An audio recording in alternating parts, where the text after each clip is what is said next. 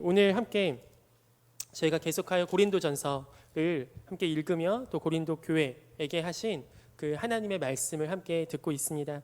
특별히 고린도 교회는 저희가 들었지만 계속하여 그 분쟁의 이야기들, 또 서로 가운데 받은 은사를 자랑하는 과정에서 혹은 자기가 많은 영향을 받은 그 사역자들, 바울파, 아볼로파, 게바파, 그리스도파 이렇게 나뉘어서 서로가 자신의 정통성을 주장하고 그 당시에 재정도 풍부했고 그리고 여러 가지 지식도 많았던 그 잘 나가는 도시였던 고린도 도시에서 고린도 도시의 그 믿음의 성도들로 살아가다 보니 그 영향을 받았는지 그리스도보다 그렇게 자기에게 영향을 준 사람들, 사역자들을 이용해서 사실은 자기를 드높이려고 하는 그 고린도 교회에 바울 사도가 편지를 통해서 그러지 말아라. 그리고 저희가 지난 시간에는 고린도전서 2장을 통하여 그 십자가의 도, 그리고 그리스도의 지혜, 이 그리스도의 마음, 결국 세상의 지혜가 도저히 따라올 수 없는 그 지혜, 바로 하나님의 지혜는 성령께서 우리 가운데 주셨다고 하셨습니다. 아멘. 그리고 그 그리스도의 마음이 다른 누군가에게 있는 게 아닌 예수 그리스도를 믿는 저와 여러분에게 있는 줄 믿습니다. 아멘.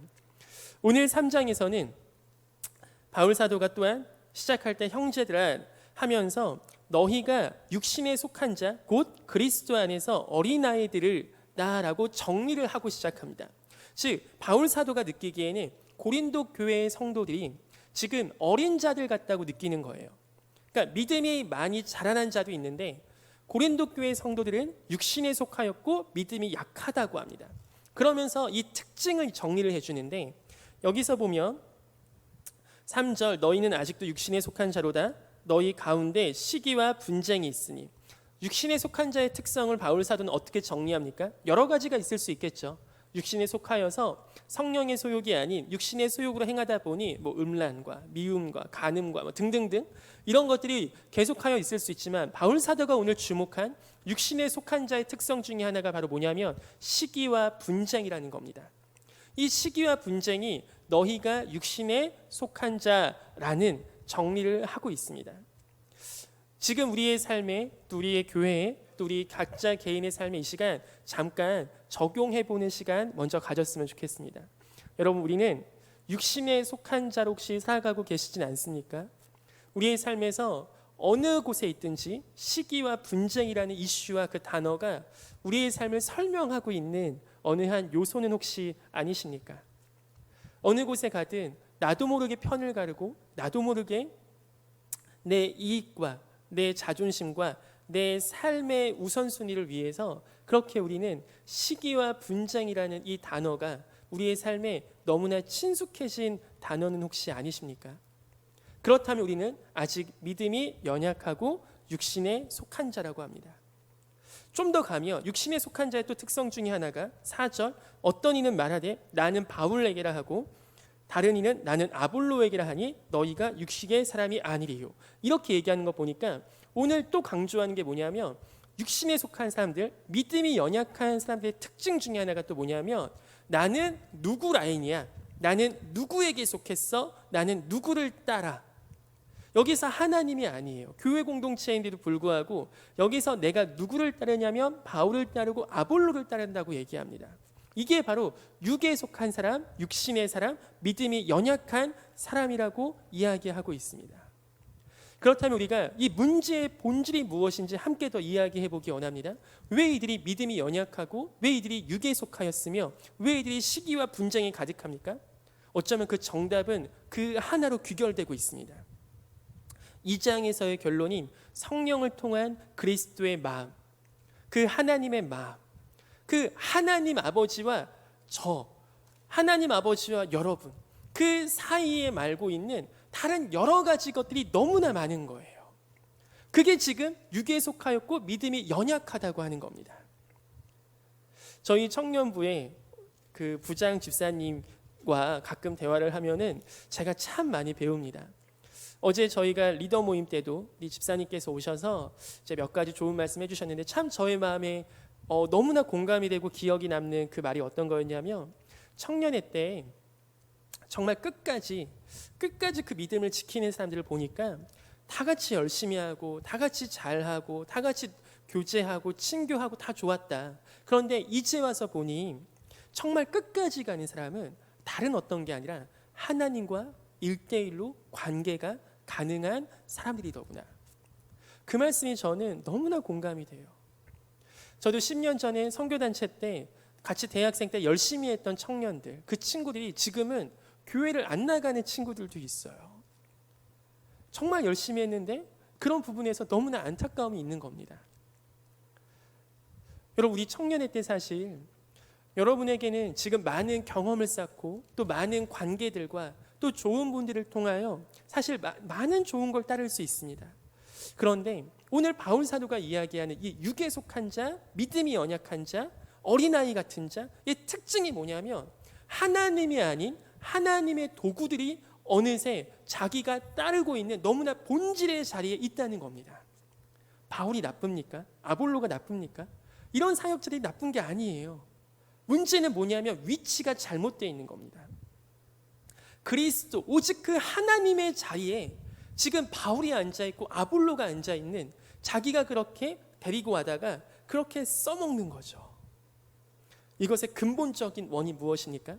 사실은 하나님을 깊이 있게 1대1로 따르기보다 그냥 아볼로, 바울, 유명한 사역자들의 그 틈바구니에 껴서 그들의 이름과 유명세를 이용해서 어쩌면 자기의 정통성과 자기의 자존감, 또 고린도 교회, 고린도 도시에서 살아남기 위해서 그런 세상에서도 잘 나가 보이는 것들을 취하지 않으면 자기가 무너질 것 같은 그런 상황들 속에서 어쩌면 하나님만이 아닌 다른 것들로 여러 가지가 주인의 역할이 된 건 아닌지 모르겠습니다. 어쩌면 좀 더 이해를 쉽게 하기 위해서 저의 아내가 있다고 생각해 보세요. 생각해 보실 게 아니고 저는 아내가 있습니다. 네, 저는 아내가 있는데 제가 아내한테 계속 얘기하는 거죠. 여보, 우리를 소개시켜준 그 사람 너무 좋지 않아? 우리를 만나게 해준 그 형 너무 고맙지 않아? 우리를 만나게 해준 누나 너무 고맙지 않아? 그런데 이 얘기를 제가 우리 아내한테 맨날 하는 겁니다. 우리 아내가 저한테 해준 것보다, 아내가 저한테 잘한 걸 이야기하기보다 이걸 소개해준 사람이 너무 좋다고 너무 좋다고 너무 좋다고 하면 우리 아내가 어떻게 생각하겠습니까? 우리가 하나님을 믿게 되고 교회를 다니게 되고 우리가 이렇게 교회에 나오게 된 거는 여러 가지 마치 소개팅을 연결해주는 그런 중간다리 역할을 했던 목사님, 전도사님, 강도사님 혹은 형, 언니, 오빠, 누나 등등이 있을 수 있어요. 하지만 오늘 바울 사도가 이야기하는 건 뭐냐면 바울도 아볼로도 아무것도 아니라는 겁니다. 오직 바울과 아볼로는 물을 주고 혹은 심고, 바울은 심은 자였어요. 개척자였습니다. 정말 아무것도 없는 그 땅에 심은 개척자였어요. 그 심은 씨앗에다가 아볼로는 뒤에 와서 물을 준 굉장히 좋은 탁월한 설교가였습니다. 좋은 목회자셨어요. 그러니까 하나님께서 너무나 아무것도 없는 땅에는 개척을 잘하는 바울을 보내셔서 씨앗을 심게 하시고 그 심어진 땅에는 잘 양육하는 아볼로를 보내서 그들이 자라나게 하셨습니다. 즉 오늘 바울은 강조하는 거예요. 바울이 자라나게 한 것도 아니고 아볼로가 자라나게 한 것도 아니고 너희를 자라나게 하신 분은 곧 누구시냐면 바로 너희의 하나님이시라는 겁니다. 지금 우리의 자리에 있을 수 있는 여러 가지 부가적인 요소들을요, 바울은 다 제하는 거예요. 여러분, 우리 열심히 주일학교 봉사하시는 우리 귀한 선생님들, 제가 우리 한가람 교회 와서 너무 자랑스러운 게 정말 주일학교 열심히 섬기시고 교회 열심히 섬기시는 겁니다. 하지만 여러분, 그 사역이 절대 하나님의 자리에 앉아서는 안 되는 줄 믿습니다. 저도 마찬가지입니다. 제가 전도사라는 지금 하는 사역의 자리가 절대 하나님의 위치에 앉아서는 안 됩니다. 이 자리는 하나님만이 앉으실 수 있는 자리인 줄 믿습니다. 아멘. 이것이 우리가 오늘 이 말씀을 통하여 다시 한번 생각해 볼 부분입니다. 그렇다면 우리가 하나님과의 그 1대1 관계는 어떻게 강해지겠습니까? 죄송한데 혹시 에어컨 여기 잠깐 꺼주실 수 있어요? 네. 하나님과 우리의 1대1 관계, 그 관계가 어떻게 강해지냐는 거죠. 그 관계가 중요하다는 건 여기 계신 모든 분들이 다 알 겁니다. 근데 그렇다면 어떻게 해야 그게 강해지냐는 거예요. 어떻게 하면 하나님, 다른 아볼로를 따르거나 전도사님을 따르거나 목사님을 따르거나 그런 게 아니라 정말 나는 하나님을 따르고 정말 나는 예수님을 따른다. 그렇게 어떻게 살아갈 수 있겠냐고요. 여러분, 이런 질문이 드실 때는 항상 뭘 생각하시면 되냐면 예수님을 생각하시면 돼요. 가장 완벽한 모델 예수님이십니다. 아멘. 우리는 그리스도 예수에게까지 자라가게 될 줄 믿습니다. 아멘. 우리의 모든 삶의 가장 원천적인 우리의 사람으로서 이 땅 가운데 오셔서 이 세상을 살아가신 예수님의 모습이 우리가 결코 따라갈 수 없지만 영원히 따라가야 되는 모습인 줄 믿습니다. 우리가 그 예수님을 함께 바라보길 소망합니다. 요한복음 1장 가보실까요? 요한복음 1장 1절 2절 한번 들어보세요. 시간이 없어서 제가 빨리 읽을게요. 태초에 말씀이 계시니라. 이 말씀이 하나님과 함께 계셨으니 이 말씀은 곧 하나님이시니라. 그가 태초에 하나님과 함께 계셨고. 아멘. 예수님은 태초부터 하나님과 함께 계신 분인 줄 믿습니다. 태초 전부터. 근데 여기에서 우리가 한 가지 주목할 게 있는데 이 한국말로 번역되는 과정에서 조금 약간 원어의 의미가 조금 우리에게 더 말씀의 의미를 잘 와닿게 해주는 부분이 2절 보시면 하나님과 함께 계셨다는 표현이 있죠. 이 함께는 헬라어 원어로 치면 프로스라는 단어거든요. 근데 이게 영어 개념에서 for예요. F-O-R. 그러니까 뭐뭐를 향하여라는 뜻이 있습니다. 단순히 예수님은 하나님과 같은 공간에만 계셨던 게 아닙니다. 단순히 함께 있었던 분이 아니에요.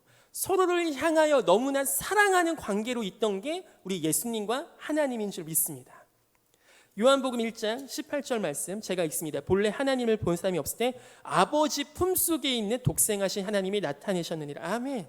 서로가 안고 계셨던 그 사랑의 관계가 있는 겁니다. 그럼 예수님이 이 땅에 오셔서 어떻게 하셨습니까?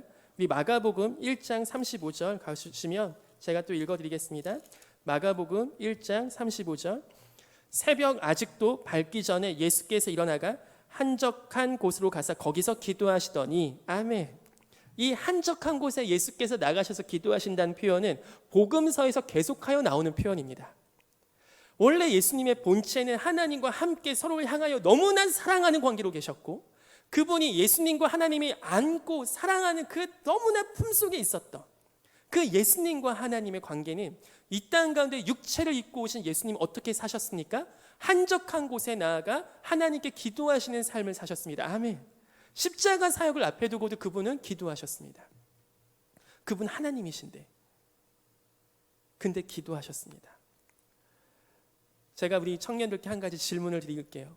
여러분 매일 한적한 곳에서 무엇을 하고 계십니까?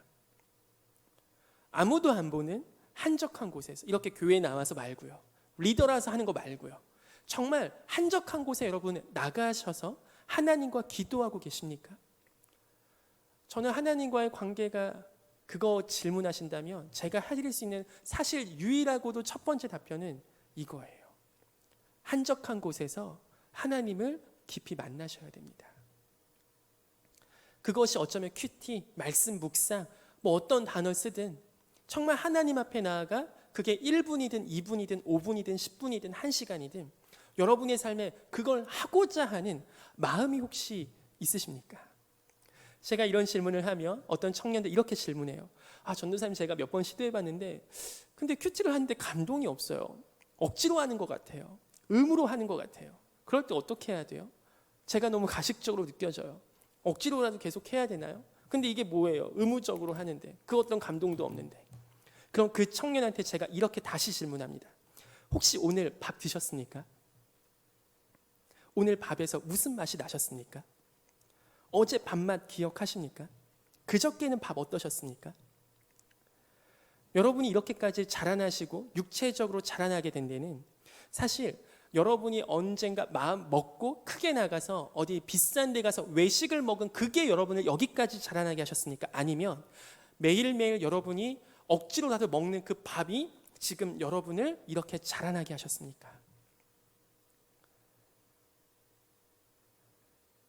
제가 우리 딸아이 앞에 앉혀두고 얘가 들을지 안 들을지도 모르지만 성경 말씀 읽어주는 걸 제가 여러분 한 분 한 분한테 다 해줄 수는 없잖아요.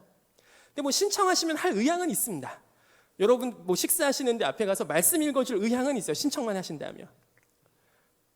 하지만 여러분 이제 20살 다 넘으셨고 성인이시고 청년들이신데 여러분 안에 이 하나님과 함께 있는, 하나님과 서로 향하여 있는, 그리고 그 한적한 곳에 나아가 하나님의 말씀과 기도로 조금씩 삶을 살아가는 그러한 삶이 우리 청년들 가운데 조금씩 이제는 시작되기를 소망합니다.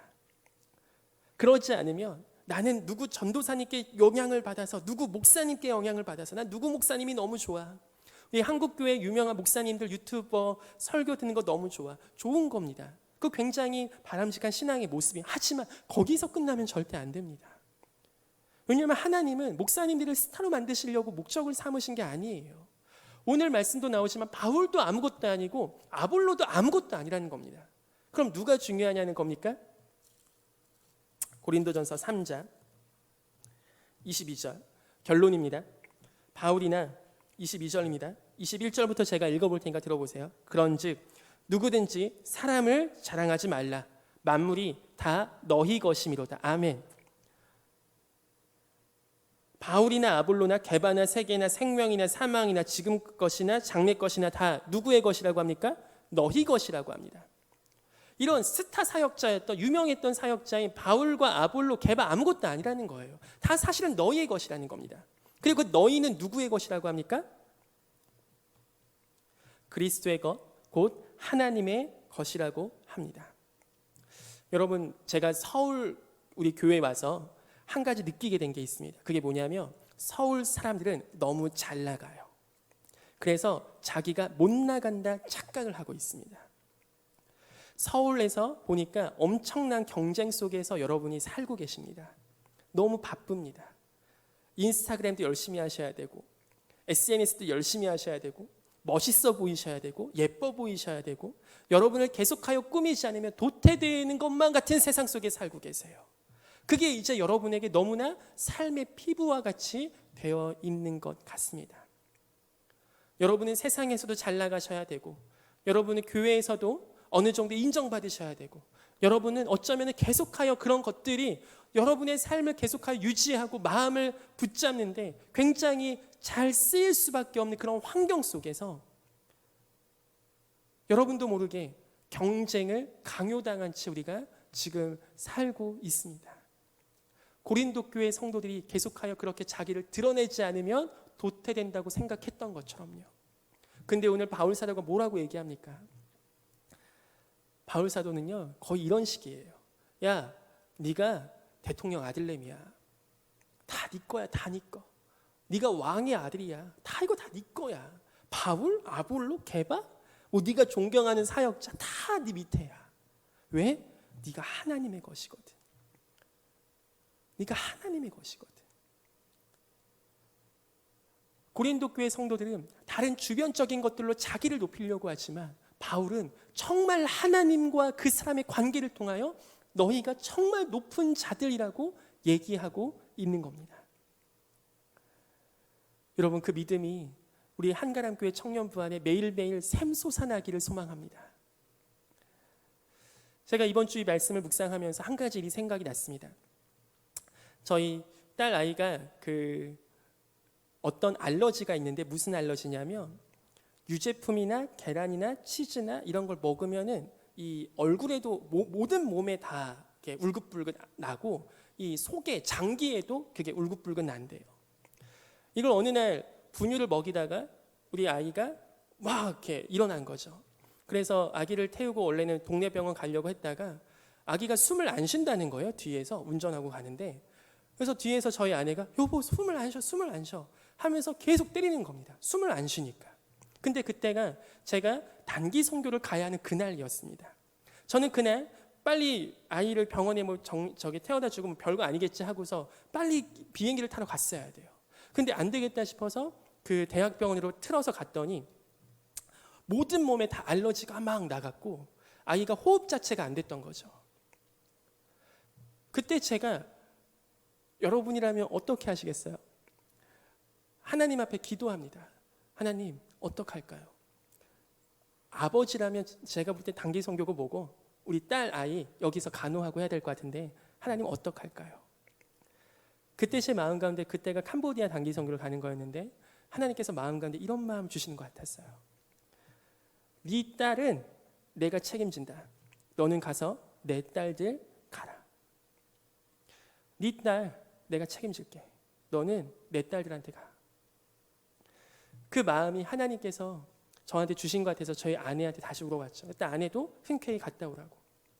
그래서 그냥 병원에 진짜 밀어넣고 저는 그때 캄보디아를 다녀왔어요. 근데 그때 제 마음 가운데 참 큰 은혜가 있었어요. 그게 뭐냐면 하나님의 자녀들을 내가 섬기는 거구나. 하나님의 아들, 딸들을 내가 섬기는 거구나. 여러분은 하나님의 자녀십니다. 하나님의 아들이시고 하나님의 딸들이세요. 너무나 어려서부터 이 말들을 들어와서 이것이 여러분에게 그냥 툭툭툭툭 튕겨나가는 말일 수 있지만 하나님은 여러분 때문에 모든 것을 다 걸 수 있습니다.